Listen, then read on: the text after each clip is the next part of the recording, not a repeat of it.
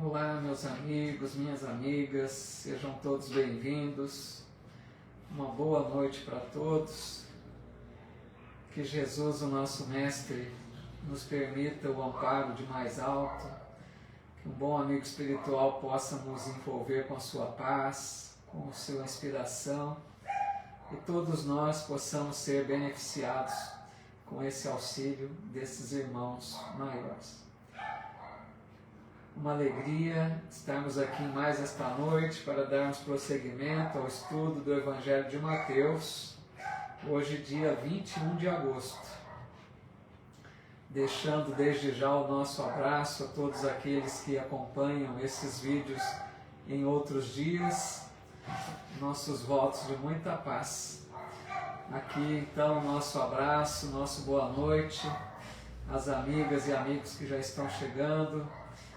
Aqui no Insta Rê Pereira, boa noite, que assim seja. A Luci Faria, bem-vinda, boa noite. Pessoal aqui no Facebook, a Zizi Cristóforo, muito boa noite, Zizi. Aqui também a Cida Baldan, bem-vinda. Odete Oliveira, muito boa noite. A Helena Neves, que assim seja, Helena. A Cirlei Barcelos também aqui, boa noite, bem-vinda. A Deise Florencio, nossa amiga lá da Pensilvânia, sempre conosco. A Débora Medeiros aqui no Insta também, boa noite, Débora. Rafaela de Cunto aqui no Face também, boa noite, bem-vinda. A Lu Rocha, olá Lu, tudo bem? O Ailton Cosmo Rodrigues, nosso amigo, muito bem-vindo.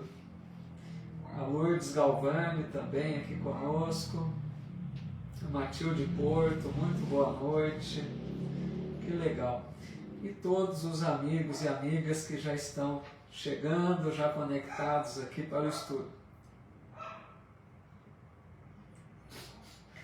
Esse estudo que nós realizamos todas as quartas-feiras, às 20 horas, e lembrando sempre que eu deixo esses estudos disponíveis em meu canal no YouTube, que é Paulo Eduardo Sampaio. Lá tem uma playlist para cada estudo, tem vários estudos, o Livro dos Espíritos, o Evangelho segundo o Espiritismo, tem estudo de Emmanuel, estudo do livro Nosso Lar, e temos também esse estudo em andamento do Evangelho de Mateus. Tá legal? Aqueles que quiserem se inscrevam e busquem os vídeos anteriores, se for o caso. Aqui também conosco a Mariângela Caetano, muito boa noite. O Anderson Tavares, querido amigo. Irani Zucatelli, a Ercília Machado, a Zaida Borba, a Quilina Martinez Rara, a Daíra Alves, tudo bem, Adair? Bem-vinda. Muito bom, fico muito feliz com a presença de todos vocês. Peço já desculpa aqui pelas cachorrinhas minhas que estão um pouco tensas hoje, muito latido aí.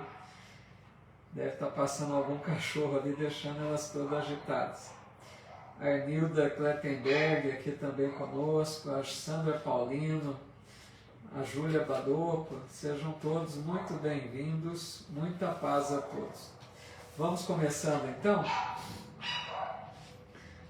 Nós vamos dar sequência aqui na continuidade do estudo, né?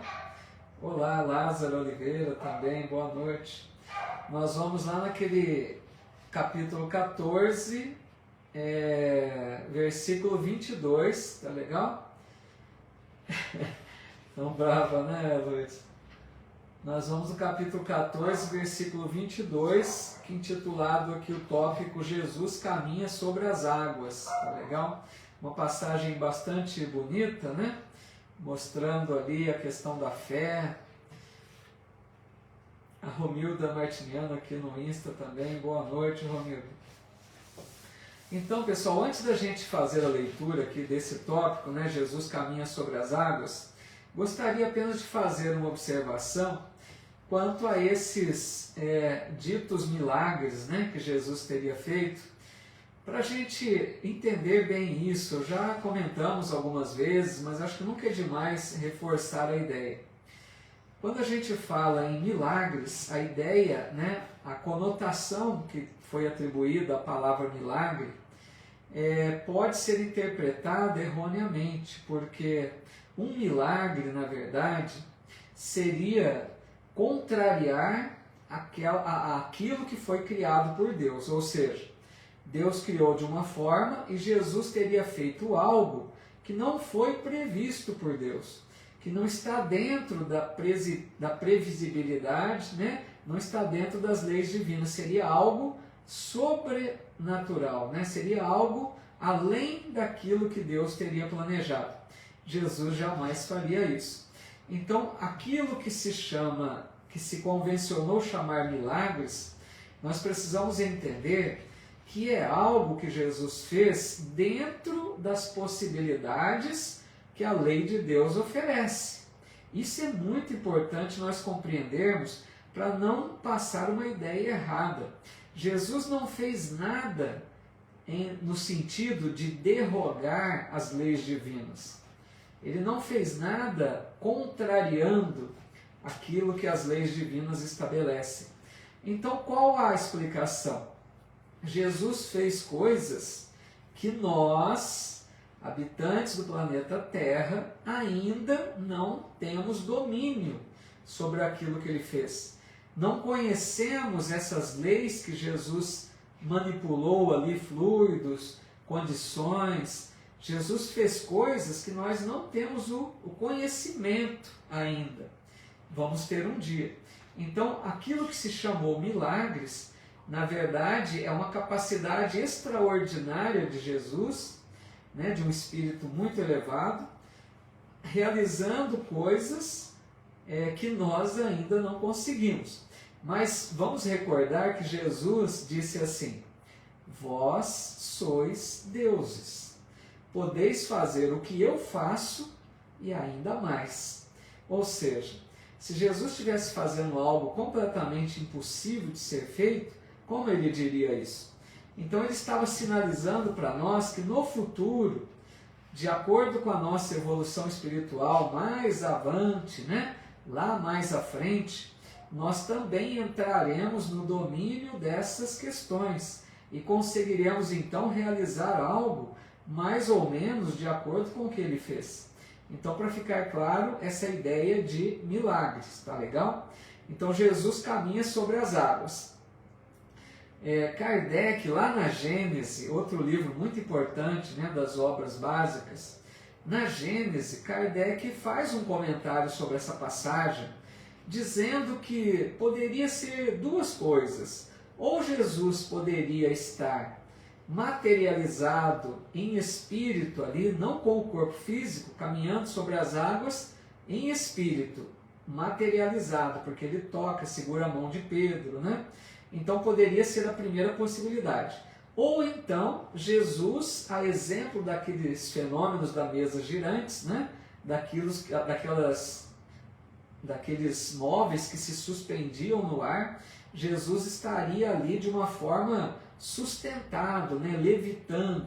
Seriam essas duas possibilidades.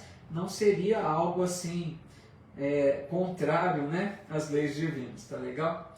Nossa boa noite aqui a todos que foram chegando, a Rose aqui no Insta, aos amigos e amigas aqui no Facebook. Sejam todos muito bem-vindos.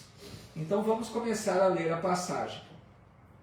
Logo em seguida, compeliu os discípulos a entrar no barco e ir adiante dele para o outro lado, até que despedisse as turbas. Após despedir as turbas, subiu ao monte para orar em particular. Chegado o fim da tarde, estava ali sozinho. Aqui um outro ponto que a gente vê repetir muito no Evangelho é que Jesus muitas vezes se retirava ali sozinho para algum monte para orar, né? Então, para a gente ver como é importante a oração, ter esses momentos de reflexão, sozinhos, né? Ali numa reflexão mais profunda. Então Jesus sempre fazia isso por alguns minutos, né? E voltava para o trabalho.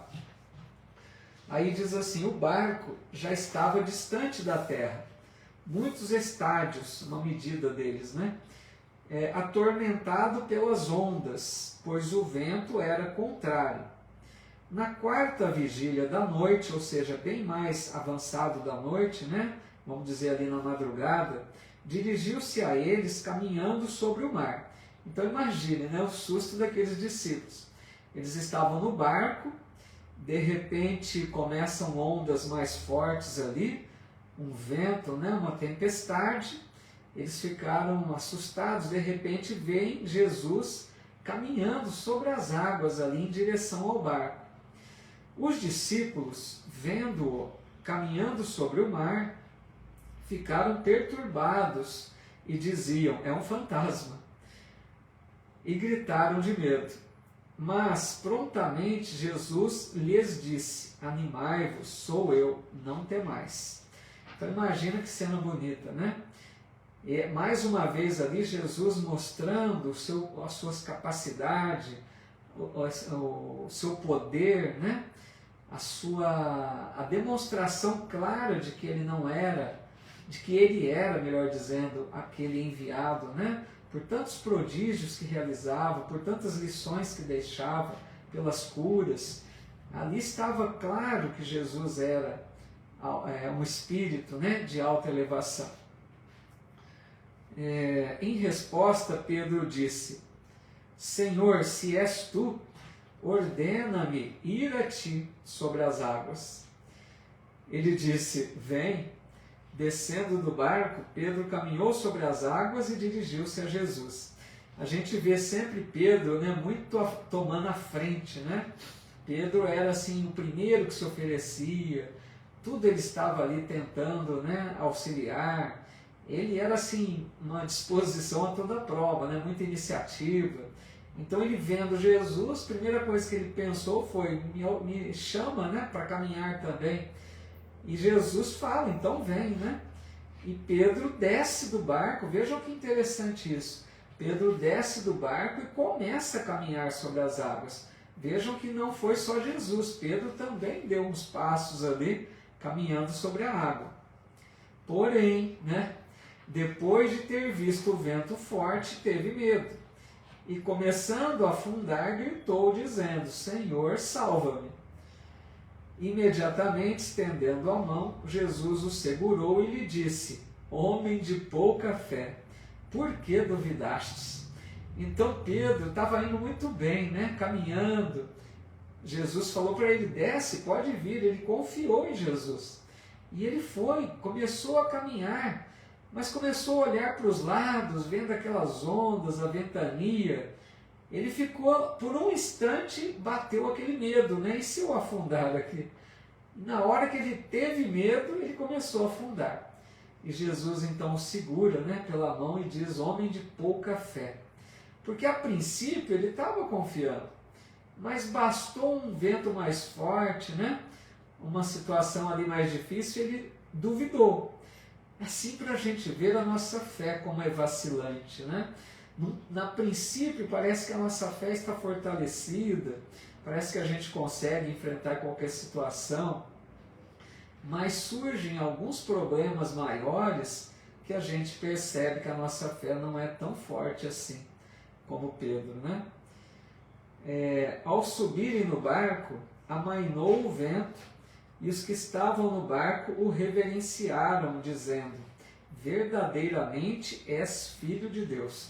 Então os discípulos ficaram maravilhados, né, com essa demonstração desse poder, né, de Jesus, dessa capacidade extraordinária, e ali disseram, realmente és filho de Deus. Mais uma vez tiveram essa certeza, né, de quem era esse Espírito que estava ali junto deles. Boa noite aqui para a Tereza Cunha, bem-vinda, Tereza.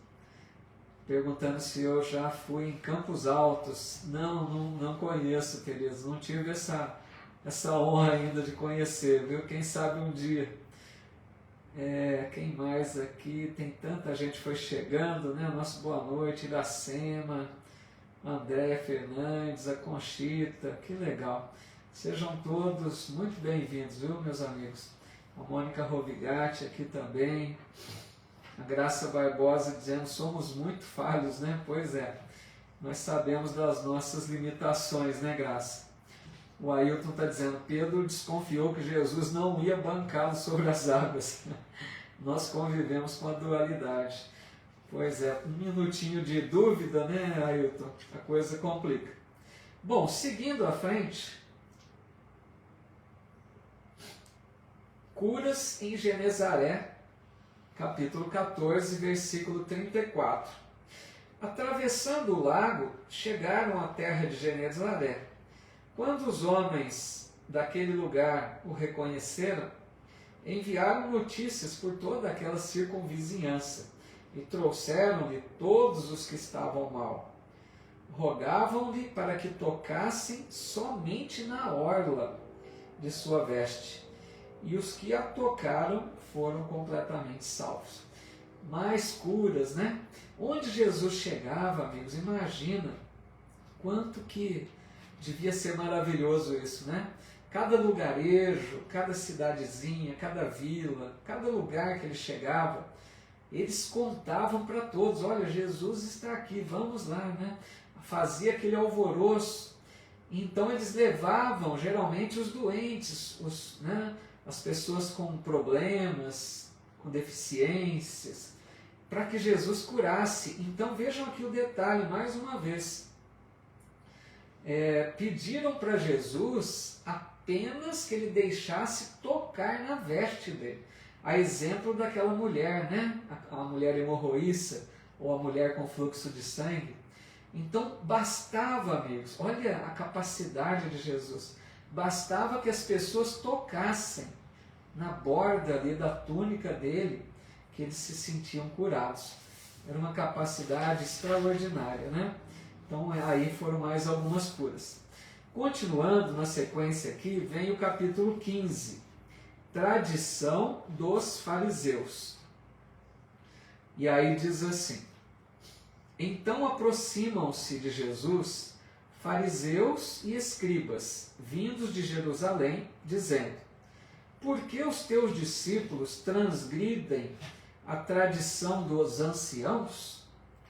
Pois não lavam as mãos todas as vezes que comem pão. Essa passagem é muito conhecida, né, de todos nós. Aqueles fariseus eram os doutores da lei, né? Eram aqueles que ensinavam a religião para o povo. Eles conheciam muito da lei, né? Do judaísmo, da lei da Torá que Moisés havia deixado. Então eles eram estudiosos da religião. E eles então ensinavam isso. Pois é, né, Luci? A Luci coloca aqui, que coisa maravilhosa, só de tocar a orla da túnica. Deve ter sido, né, uma coisa assim, imagina presenciar isso, né, Luci? Uma coisa fantástica. Então esses doutores da lei implicavam com Jesus, olha só, porque os discípulos não lavavam as mãos antes de comer. Vejam bem, aqui tem um detalhe, amigos. Não quer dizer que os discípulos não tinham higiene, não é isso. O que acontece é o seguinte, a hora que a gente estuda mais a fundo, né, a gente vai compreendendo isso. Quando eles dizem não lavam as mãos, eles queriam dizer não lavam as mãos da forma como eles faziam. Porque eles tinham um ritual para lavar as mãos. Eles lavavam com certos movimentos, repetidas vezes, porque eles achavam que essa prática de lavar as mãos dessa forma lhes dava mais pureza. Eles eram muito preocupados com a pureza, mas a pureza que eles entendiam de uma forma equivocada, porque eles entendiam que pureza se conquistava por atitudes exteriores, como a lavagem das mãos, como o jejum de alguns alimentos, como evitar a convivência com os chamados pecadores. Então eles achavam que agindo assim, eles se tornavam puros. Olha só a ignorância, né? Então eles implicavam com Jesus porque os discípulos não faziam esse processo de lavagem das mãos, mas eles lavavam, né, o necessário como higiene, não tinham esse ritual. Então é essa a questão que eles estão aqui implicando com Jesus, tá legal? Deixa eu só ver aqui um comentário da Ana Lúcia. A Lúcia Helena Alves também conosco, bem-vinda. A Ruth Maria Diogo, muito bem-vindas. Ana Lúcia Olive está dizendo, nas curas, assim como no caso de Pedro, o mais importante era a fé. Muito legal, é isso mesmo. Ana Lúcia coloca muito bem, porque Jesus sempre dizia, né, Ana Lúcia, quando ele curava, a tua fé te salvou. Então a fé é algo assim essencial, né? Tanto ali nas curas, em todos os momentos da nossa vida, é algo que a gente precisa fortalecer em nós. Bom, mas continuando aqui, então, estavam implicando que os discípulos não lavavam as mãos. Em resposta, disse-lhes Jesus, né? Por que também vós transgredis o mandamento de Deus por causa da vossa tradição? Pois Deus disse, honra pai e mãe, e quem injuriar pai ou mãe seja punido com a morte. Então Jesus começa a levá-los agora a pensar numa outra questão. Eles implicando com lavagem das mãos, e Jesus coloca algo muito mais sério, que eles não tinham o hábito de honrar pai e mãe. Vejam que Jesus vai continuar dizendo. Vós, porém, dizeis, quem disser ao pai ou à mãe, é oferenda o que de mim te seria útil, esse não honrará seu pai, e invalidastes a palavra de Deus por causa da vossa tradição. Hipócritas, Jesus era duro com eles, né? Isaías profetizou bem a vosso respeito, dizendo, este povo com lábios me honra, mas o seu coração está distante de mim. Em vão me adoram, transmitindo ensinamentos que são preceitos de homens. Isso aqui quer dizer o quê? Esses fariseus, amigos, eles, como disse já, eles eram muito preocupados com atitudes exteriores. Então eles preferiam, no sentido de honrar pai e mãe, eles achavam mais importante fazer oferendas, né? No sentido de mostrar ali que eram generosos, fazer oferendas, fazer rituais exteriores, do que a prática mesmo, a vivência, a dedicação ao pai e à mãe, honrando, né? Com sua forma de vida. Então eles viviam muito de aparência, e Jesus está colocando ali, alertando a eles sobre essa questão. Eles não estavam honrando verdadeiramente pai e mãe. Eles buscavam fazer de outra forma, de aparências, né? Através de oferendas. Deixa eu ver aqui, o Ailton está colocando, posteriormente as pessoas procuravam tocar nas vestes de Paulo e Pedro, que também possibilitava a cura dos necessitados. Sei que na verdade era um ato de fé.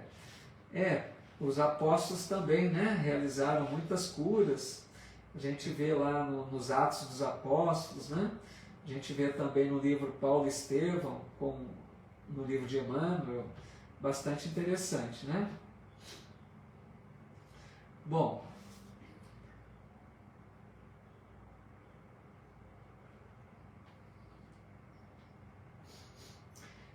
convocando a turba, disse-lhes, turba, já falamos, né? Multidão ali.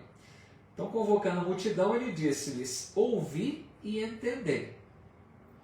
Não é o que entra na boca o que torna comum o homem, mas o que sai da boca, isso torna comum o homem, né? Comum aqui o Haroldo traduziu, né, comum, né? Em outras traduções nós vamos encontrar a palavra impuro, né? Não é o que entra pela boca do homem que o deixa impuro, mas o que sai. Então, aproximando-se dele os discípulos, dizem-lhe, sabe que os fariseus, ouvindo essas palavras, se escandalizaram? Em resposta disse Jesus, toda planta que meu Pai Celestial não plantou, será desenraizada. Deixai-os, são cegos, guias de cegos. Se um cego guia um cego, ambos cairão no fosso. Então ali os discípulos preocupados que Jesus estava sendo duro com os fariseus, né? E Jesus alertando que eles eram como cegos guiando cegos. Porque na verdade eles eram orientadores daquelas pessoas, mas estavam cegos, e aqueles que o ouvissem, né, no sentido de seguir como eles, estariam todos errando, porque eles estavam completamente equivocados no modo de entender a vivência da lei divina. Viviam apenas de aparência, né? Mas aí, amigos, Jesus vai explicar essa questão de que não é o que entra na boca do homem que torna impuro, mas o que sai, né? Então, em resposta, Pedro lhe disse: explica-nos esta parábola. E ele disse: vós também ainda estáis sem entendimento? Jesus dando a entender, né? Mas como assim? Vocês não entenderam nem isso? Não compreendeis que tudo que entra na boca vai para o ventre e é expelido na latrina? Mas o que sai da boca procede do coração, e isso torna impuro o homem. Então vejam, o que Jesus está dizendo é muito lógico, né? O que é mais grave? Mesmo que fosse um problema de higiene, você comer algo que não é tão... não foi lavado as mãos, vamos dizer, mesmo que não fosse o ritual, não lavasse mesmo. O que é pior, comer algo que pode estar ali, né, contaminado, ou aquilo que sai da sua boca, né, as suas palavras, os seus sentimentos que são exteriorizados pelas palavras?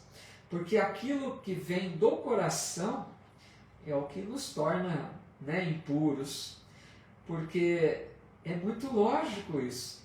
Imaginem uma pessoa que tem uma fala agressiva, uma fala que perturba, uma fala que ofende, que deprime, né? Essa pessoa faz muito mal às outras que ouvem essas palavras, que convivem com essa pessoa, além do mal que ela faz para si mesma. Então aquilo que sai da boca, disse Jesus, vem do coração, né? As palavras são carregadas de sentimentos, e os sentimentos partem do coração. Então, se nós não temos coisas boas dentro de nós, se nós não aprendemos a cultivar amor, né? O que vem de dentro, aquele amargor, aquela coisa ruim, aquela revolta, aquela ingratidão, tudo isso perturba, né? Então é isso que Jesus está dizendo, o que sai pela boca, esse é o que torna o homem impuro. E ele diz: pois do coração saem desígnios maus, homicídios, adultérios, fornicações, roubos, falsos testemunhos e blasfêmias. Estas coisas é que tornam impuro o homem, mas comer sem lavar as mãos não torna o homem impuro. Então acho que ficou bem claro essa passagem, né, amigos? É uma passagem bem conhecida, mas deixando claro que não é que os discípulos não usavam de higiene, tá? Eles apenas não faziam aquele ritual que os fariseus queriam que fizesse, lavando de certas formas, tantas vezes, com movimentos de tal forma. Então isso eles não tinham mesmo. Eles lavavam apenas, né, de forma simples, apenas para higiene. E aí os fariseus acusavam, né, reclamavam que eles não cumpriam ali os mandamentos. E Jesus deixa uma lição profunda, né, mostrando, Jesus sempre destacava, porque os fariseus implicavam, é aquele ditado, né, implicavam com um mosquito e não viam um elefante, né?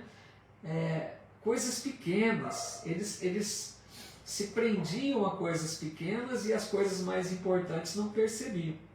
E a hora que Jesus diz o que sai da boca, né, deixando claro que todas as nossas más ações, em algum momento serão exteriorizadas, né, através das palavras, das nossas atitudes. Então é muito importante essa lição que fica, né? Legal, Florescido, Carmo, tudo bem? A Beth Lima aqui também. A Graça Barbosa dizendo, minhas palavras às vezes machucam. Pois é, muito sério pensar nisso, né?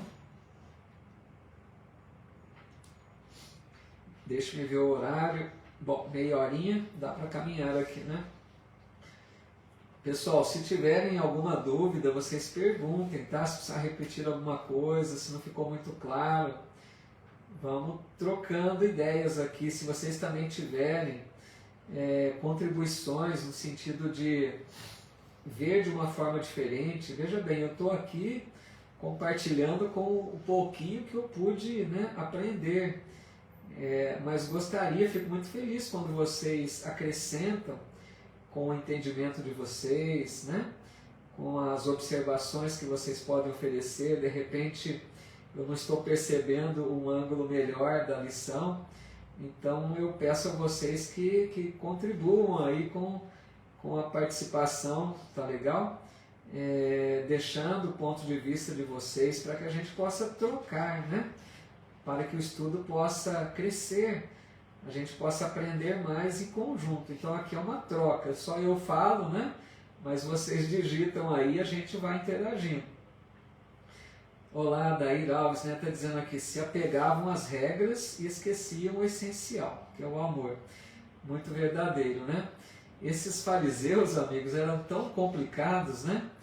Que eles têm uma passagem lá naquela parábola do filho pródigo, que eles, né, se achando tão superiores, eles diziam daqueles pecadores, né, dos publicanos, das meretrizes, e Jesus uma hora, chega um momento que diz a eles, né, em verdade vos digo, que os publicanos e as meretrizes vos precederão no reino dos céus.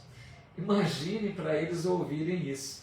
Eles que se achavam os eleitos de Deus, né, se achavam os puros de coração, eles ouviram isso de Jesus. Aquelas pessoas que eles mais se afastavam, que eles, né, achavam de má vida, que eles desclassificavam essas pessoas, Jesus diz que aqueles pecadores chegariam primeiro ao reino dos céus, para dar uma ideia de quanto eles estavam equivocados, né?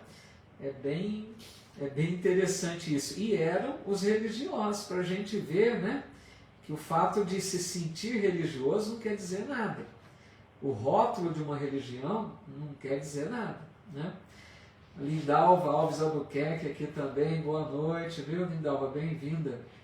A Rose está dizendo aqui, eu sou mais quietinha, mas estou atenta e aprendendo muito. Legal. Não, eu sei, Rose, fica tranquila. Eu sei que tem muitos aqui também no Face, né, quietinhos aí só ouvindo. Mas a hora que se quiserem, né, eu digo assim, que se alguém quiser, se alguém sentir vontade e tem alguma coisa a oferecer, né, que coloque também. Mas entendo muito bem os quietinhos aí que estão absorvendo, né? A Daíra aqui no Insta, a Lindalva está te mandando aqui desejando uma boa noite para você, viu, Daíra? Fazendo um intercâmbio aqui nas duas plataformas, né? Bom, agora nós vamos à frente, que seria cura da filha de uma cananeia. É bem interessante isso aqui também, pessoal. A Lourdes Galvani também dizendo que está só ouvindo, né? Quietinha aí. A Arnilda também, legal, é isso aí. A Daíra agradecendo, viu, Lindal? Então tá bom, vamos lá. Simone Otávio, tudo bem, Simone? Cura da filha de uma cananeia, capítulo 15, versículo 21. A Zuleide também está no grupo dos quietinhos, né? Legal. Prestando atenção, tá bom. Simone Menezes também. A maior parte aqui são os quietinhos, né? Só ouvindo aí. Bom, vamos lá. Depois de sair dali, Jesus retirou-se para as partes de Tiro e Sidom. É importante a gente entender isso aqui já de início. Tiro e Sidom era uma região ali, não do núcleo ali dos judeus ali de Israel, né? Não era ali daquele povo onde Jesus levava a mensagem. Era considerado uma região pagã. O que eram os pagãos? Aqueles que acreditavam em outros deuses, né? Em vários deuses. Querida amiga Selma Camargo também, boa noite, viu, Selma? Então essa região de Tiro e Sidom, para a gente entender bem a lição. Tiro e Sidom eram uma localidade onde as pessoas não tinham a crença no Deus único, tá? Porque senão a gente não compreende bem. Aí diz assim: eis que uma mulher cananeia que saíra daquele território gritou dizendo: Senhor, filho de Davi, tem misericórdia de mim. Minha filha está horrivelmente endemoniada. Então, entenderam? Uma mulher lá de Tiro e Sidom, que era pagã, então essa mulher era pagã, né? Não tinha a crença no Deus único.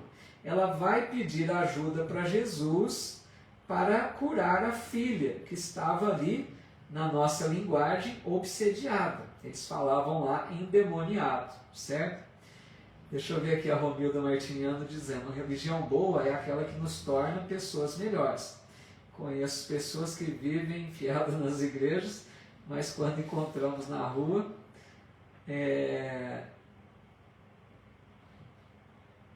tipo assim, acho que nem olha pra gente, né? Só o truncado aqui. Eu entendi.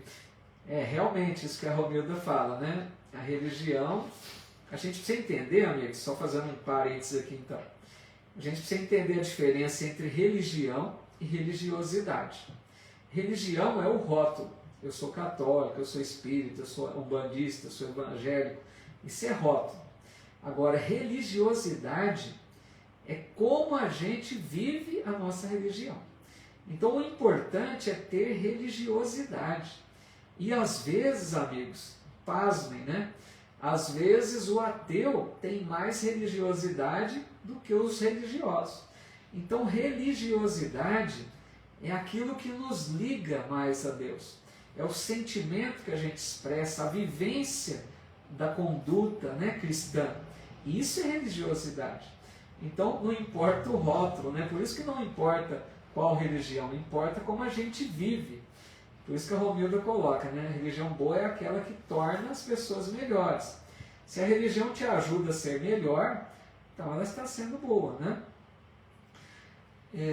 Ana Rosa Camargo aqui também, boa noite, viu? Leonora Botelho, quanta gente aqui, que bom, né? Fico muito feliz. O grupo aqui tá grande. Bom, então voltando aqui, desculpa o parêntese aí, né? Então a mulher cananeia, né? Que ela era daquela região de pessoas pagãs, não tinha crença no Deus único, né, cultuavam vários deuses. Ela pede ajuda para Jesus curar a filha que estava obsediada. Mas ele não lhe respondeu. Então Jesus não respondeu nada para essa súplica dela. Seus discípulos rogavam dizendo: despede-a, porque está gritando atrás de nós. Os discípulos eram aqueles tanto quanto irritados, né?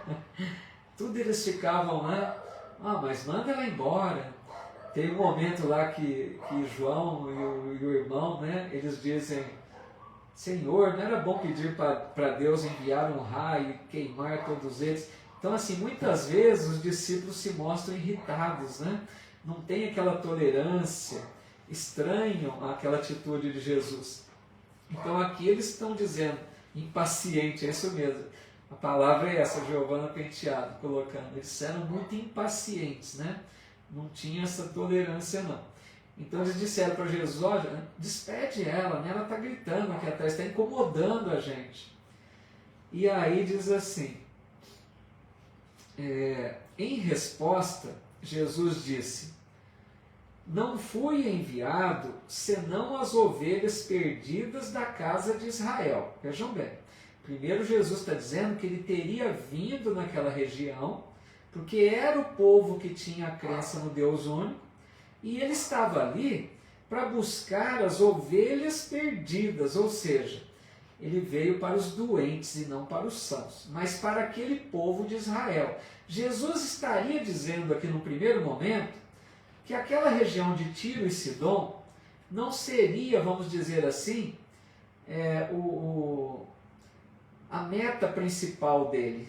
É como se ele dissesse que teria um tempo ainda para a mensagem dele chegar naquela região, como nós vamos ver no livro Paulo e Estevão, que Paulo de Tarso leva a mensagem do Cristo para esses povos chamados gentios, né? Aqueles povos que não tinham a crença no Deus único. A quem coube essa missão foi a Paulo de Tarso. Jesus ficava mais ali na região, né, dos judeus, do povo de Israel, ali daquele povo que tinha a crença no Deus único. Então Jesus, a princípio, diz isso a ela. Então ela chegou e o reverenciou, dizendo: Senhor, socorre-me. Em resposta disse, olha a resposta que Jesus dá. Precisamos entender isso, amigos. Porque a mulher implorou socorro para ele. Até nós ficaríamos, né, com uma certa compaixão ali. Ela está implorando. E Jesus diz a ela assim: não é bom tomar o pão dos filhos e lançá-lo aos cachorrinhos. Olha só, amigos. Essa fala de Jesus é como se fosse uma provocação para ver a reação daquela mulher. O que ele está querendo dizer com isso? Não é bom tomar o pão dos filhos e lançá-lo aos cachorrinhos. É como se ele dissesse que os filhos é o povo ali da crença do Deus único, a região onde ele estava atendendo.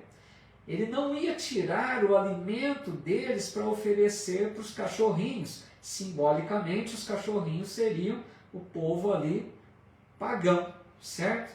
É como se ele dissesse: olha, eu não vou tirar o que eu tenho para oferecer para esse povo meu e oferecer para você que não acredita em Deus. Mais ou menos é como se ele estivesse dizendo isso. Mas isso, amigos, era uma provocação, porque ele queria ver qual seria a reação dela. Como que ela reagiria diante dessa fala dele? E vai acontecer mesmo o que ele esperava, porque aí diz assim: ela, porém, disse: sim, Senhor, que tipo assim, concorda com ele. O que ele trouxe era para aquele povo. Sim, Senhor, mas também os cachorrinhos comem das migalhas que caem da mesa de seus senhores.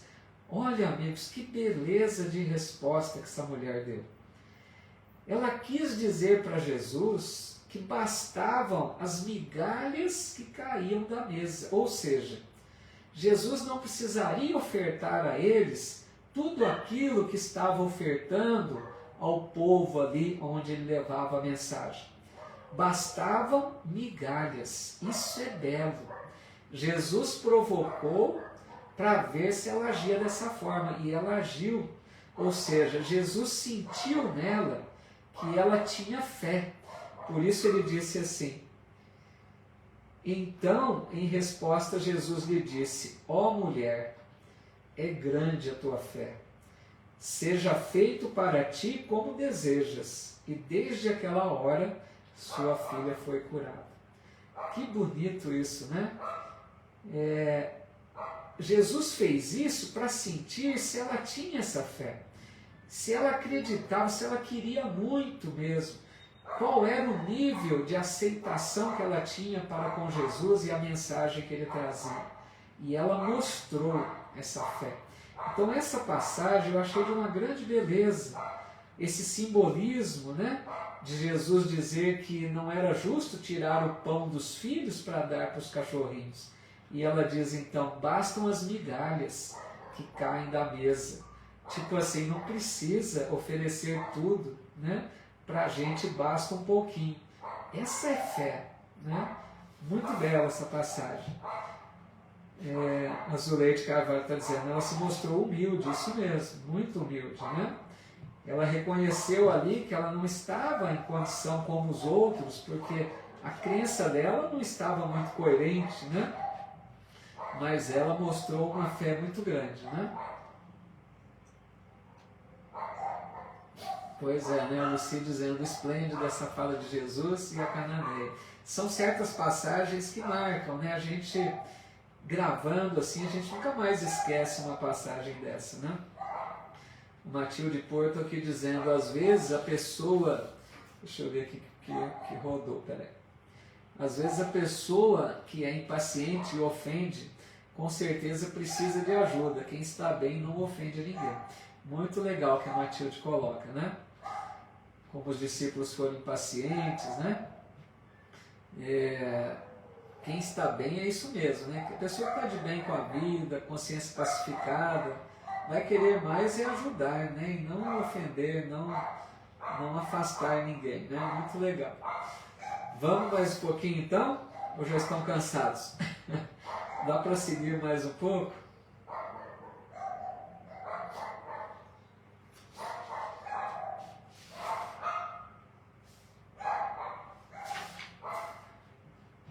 Verdade, né, Graça? Está dizendo que todas as passagens são maravilhosas, são mesmo, viu?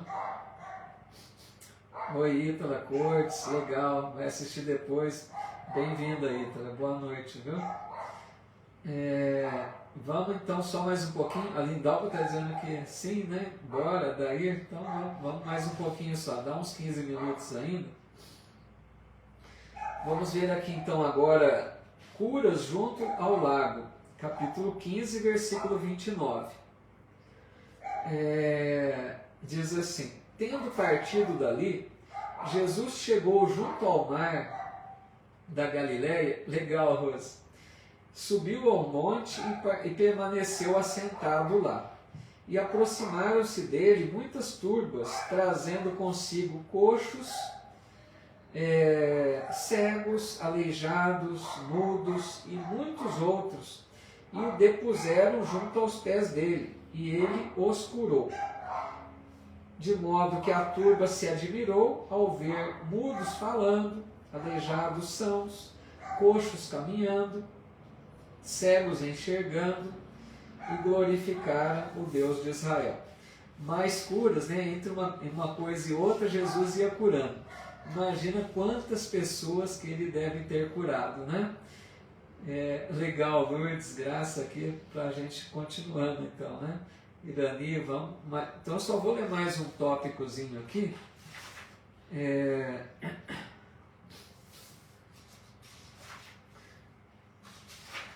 Que é a segunda multiplicação dos pães. Aí a gente para aqui para não avançar muito. Senão fica cansativo também, né? Muitos assuntos aí. Segunda multiplicação dos pães. Diz assim: Jesus, convocando seus discípulos, disse: estou compadecido com a turba, porque já permanece comigo há 3 dias, e não tenho o que comer. Não quero despedi-la em jejum, para que não desfaleça no caminho.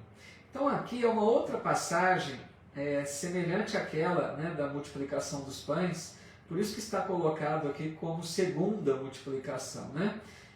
Jesus fez uma segunda vez aquele mesmo episódio, né, de multiplicar os pães. Então tinha aquela multidão, o pessoal ficava muito tempo ouvindo Jesus, estavam ali distantes, né, de suas casas, então era um caminho, para retornar era caminhando, né, longas distâncias. Então Jesus estava preocupado, que eles estavam com fome, até voltar a casa, né, precisariam comer algo. Então os seus discípulos lhe dizem: de onde nos viriam no deserto tantos pães para saciar tamanha turba? Jesus lhe diz: quantos pães tendes? Eles disseram: 7 e uns poucos peixinhos. Então imagina uma multidão e eles tinham só 7 pães e alguns peixes. Tendo ordenado a multidão recostar-se sobre a terra, tomou os 7 pães e os peixes, rendeu graças, partiu-os e deu aos discípulos. E os discípulos às turbas. Todos comeram e saciaram-se, e levaram da sobra dos pedaços 7 cestos redondos, cheios, e os que comeram foram 4.000 homens, imagina, fora mulheres e criancinhas. Após despedir a turba, entrou no barco e dirigiu-se ao território de Magadã. Então aqui é exemplo daquele primeiro episódio da multiplicação, né? Jesus faz a mesma coisa, lembrando, né, mais uma vez, não sei se todos estavam quando a gente comentou da primeira multiplicação, É importante o simbolismo que isso mostra, né? Que Jesus pede a eles primeiro, o que vocês têm? Esse simbolismo deles dizerem 7 pães e alguns peixes, é como se nós pudéssemos entender, né, dizem os estudiosos, que Jesus sempre nos pede o primeiro passo. Jesus sempre espera de nós a iniciativa. Então, diante de um problema, diante de uma dificuldade, diante de um trabalho, quando a gente ora a Deus pedindo ajuda, ora a Jesus pedindo que nos abençoe, é como se essa lição nos ensinasse que Jesus sempre espera primeiro a nossa parte. A gente dê início à tarefa, faça aquilo que está ao nosso alcance e Ele fará o resto. Porque a hora que os discípulos dizem 7 pães e alguns peixes, Jesus multiplica, que serve aquela multidão de milhares de pessoas e ainda sobra. Ou seja, a partir daquela primeira oferta dos discípulos. Eles ofereceram primeiro alguns pães e peixes. É um simbolismo isso aí, né? Para a gente entender que é aquela passagem que diz: ajuda-te e o céu te ajudará, certo? O Ailton Cosmo está dizendo: tantos sinais de santidade Jesus demonstrou, mesmo assim foi abandonado. Era muito negacionismo. Pois é, né? Tanto que Jesus fez e muitos não acreditaram nele, quer dizer, eram cegos demais, né, Ailton? Porque além das curas, de tudo aquelas maravilhas, caminhar sobre as águas, né? Legal, Luci. Tanto que ele fez e quantos ali não conseguiram compreender, né, o Cristo, não aceitaram a sua mensagem. Então é muito estranho isso mesmo, né? Obrigado, Graça Barbosa. Então, pessoal, a gente vai ficar por aqui. Na próxima semana a gente vai para o capítulo 16, para não entrar no capítulo agora novo, né? Capítulo 16, que chama Sinal do Céu. Tá legal? Eu só quero relembrar aqui os amigos e amigas que estudam conosco também às segundas-feiras, né? Que nós estávamos estudando o livro Nosso Lar. Não sei se todos estiveram presentes, né, no domingo. Nós concluímos o estudo do livro Nosso Lar no último domingo. Quem não acompanhou, quiser, tem lá no meu canal no YouTube, né? Paulo Eduardo Sampaio. No canal fica tudo separado ali por playlists, tá legal? Eu quero lembrar que nós vamos dar início então ao estudo agora do livro Os Mensageiros. Eu sei que não vai agradar aqueles que estudam com o Alexandre, né, que também fazem parte do grupo aqui, porque o Alexandre parece que ou já estudou ou está estudando esse livro, né? Mas eu quero explicar, amigos, que em consideração, em respeito à maioria, porque tem muitos aqui que não estudam com o Alexandre, né? Então, em respeito à maioria, eu optei por continuar o estudo com o André Luiz, tá? Então, aqueles que não gostaram muito da decisão, peço que me perdoem e que me compreendam, né? Mas fica aí, né, o convite, se quiserem reestudar o livro também, né, mais um reforço. Então nós teremos o primeiro encontro no próximo domingo, porque de novo na segunda-feira eu tenho uma palestra, tá? Então eu sei que está meio truncado, eu peço desculpa a vocês aí pela confusão que às vezes gera, né, ficar trocando o dia, mas então será no próximo domingo, às 20 horas, nós iniciaremos o livro Os Mensageiros, primeiro capítulo, tá legal? Então fica aí o convite a todos e depois provavelmente a gente volta para as segundas-feiras. É só eventualmente que eu faço aos domingos quando tenho compromisso na segunda, tá legal? Então a Daí está dizendo que acabou o estudo, né? Mas vai adorar estudar novamente, que legal. Então fico feliz aí com a aceitação, com a compreensão de vocês, né? A Andréia também dizendo, vai ser bom relembrar, é legal. Obrigado, Bruno Gonzato aqui também, um abraço, Bruno. A Graça dizendo que vai continuar nas quartas, legal. Eu sei, a gente só está divulgando, né, que tem alguns que participam dos dois. A Gorete também dizendo que nunca é demais, melhor reforçar, que legal. Obrigado, Inês Davanzo, Ercília Machado, Lourdes Galvani, quantas amigas aqui no Facebook, né? A Isaura Carvalho, também confirmando aí que é bom reforçar, né? O Ailton, até o nosso próximo encontro, então, legal, até o próximo. Cloreci, do Carmo, Conchita Bush, legal. Muito bom, muito obrigado, a Lindalva aqui no Insta também. Querida amiga Diair, dá uma chegadinha, Diair, tudo bem? Boa noite, viu, Diair?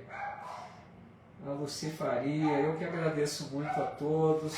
Convido então para a nossa prece final, aqueles que quiserem permanecer mais uns minutinhos.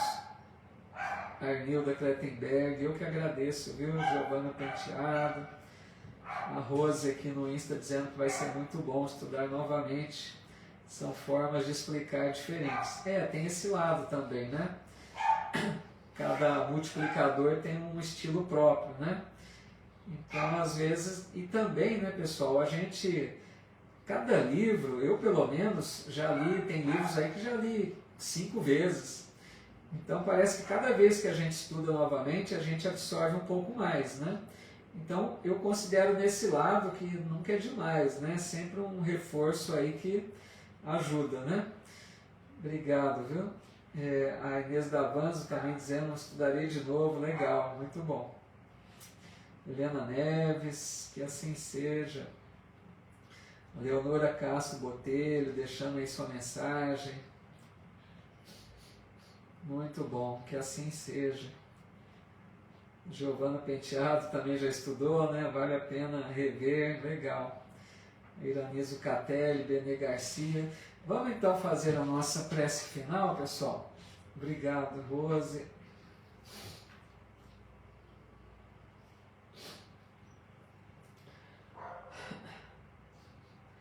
Vamos juntos então, amigos, elevar um pensamento de gratidão a Deus, a Jesus, por mais este momento que estivemos reunidos em nome de Jesus e de Deus.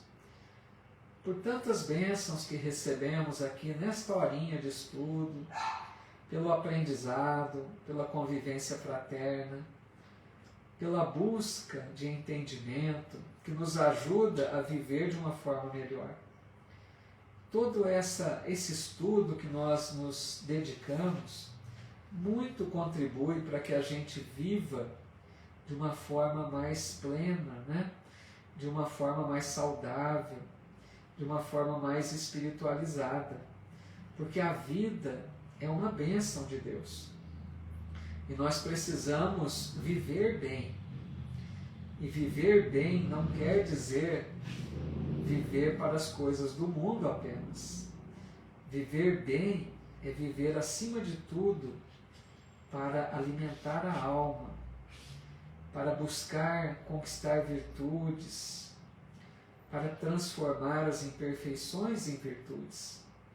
Então os estudos muito nos ajudam a olhar a vida com outros olhos, a desenvolver fortaleza moral, para que a gente enfrente com mais facilidade as tentações do mundo, os apelos que o mundo oferece, e a gente possa fazer sempre escolhas melhores. Então assim nós rogamos a Deus e a Jesus que nos fortaleça nessa caminhada, que abra nossos olhos para fazermos boas escolhas, que nos dê, que aumente em nós a fé, como vimos hoje.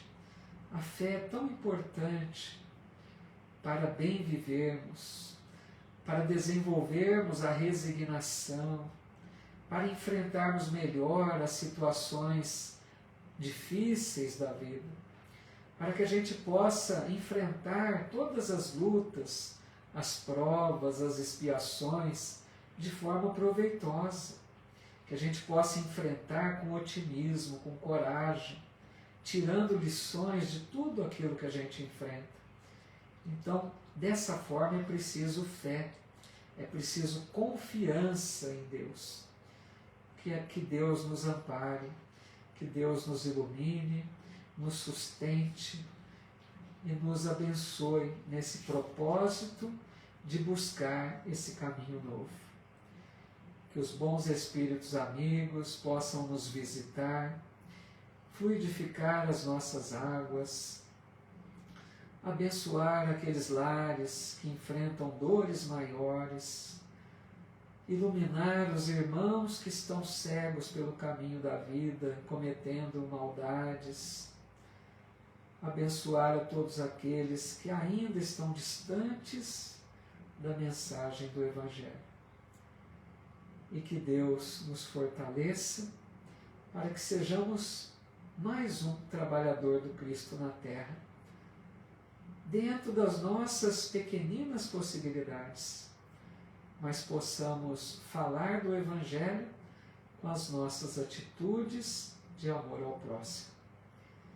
Que Deus nos abençoe, nos ilumine e nos envolva a todos em sua santa paz. Que assim seja.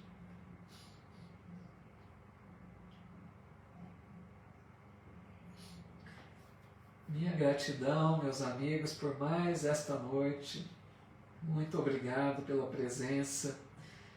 Querida amiga aqui, Estante da Adri, uma grande divulgadora aí da doutrina espírita. Tem lá o seu canal no Instagram, muito bom, que recomendo. Aqueles que não conhecem. Minha gratidão a todos que estiveram aqui conosco. Muita paz a todos, muita luz.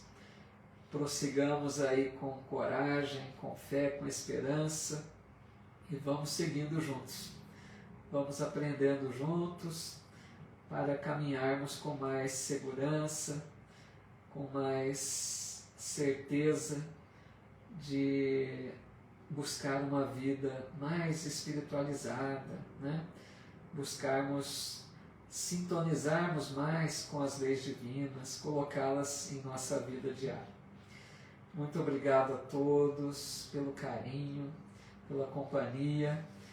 Obrigado, Débora, e a todos aqui do Face. Muita paz, meus amigos. Até o nosso próximo encontro, se Deus nos permitir. Então fica aí o convite para o próximo domingo, para iniciarmos o livro Os Mensageiros. Aqueles que quiserem, né? Tá legal? Até lá então. Meu abraço fraterno. Fiquem com Deus.